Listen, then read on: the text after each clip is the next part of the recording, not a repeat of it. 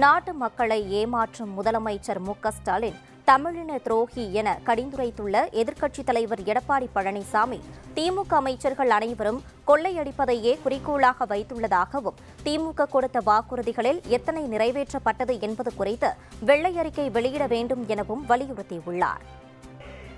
திராவிட முன்னேற்ற கழகம் ஆட்சியில் வந்திருந்து எல்லா துறை வாரியாக இருக்கிற அமைச்சர்கள் கொள்ளையடிப்பதை தான் குறிக்கோளா வச்சிட்டு இருக்கிறாங்க. இந்த ஆட்சியில் மக்களுக்கு என்ன பலன் கிடைச்சது?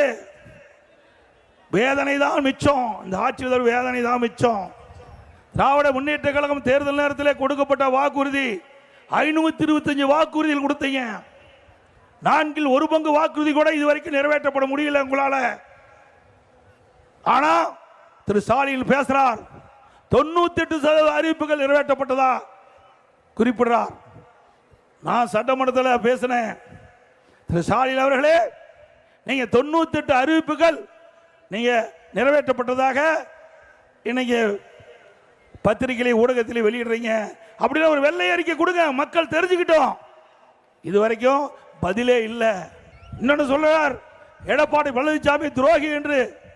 திரு ஸ்டாலின் அவர்கள், நான் துரோகி இல்ல, நாட்டு மக்களை ஏமாற்றுகின்ற ஸ்டாலின் தான் துரோகி, தமிழின துரோகி.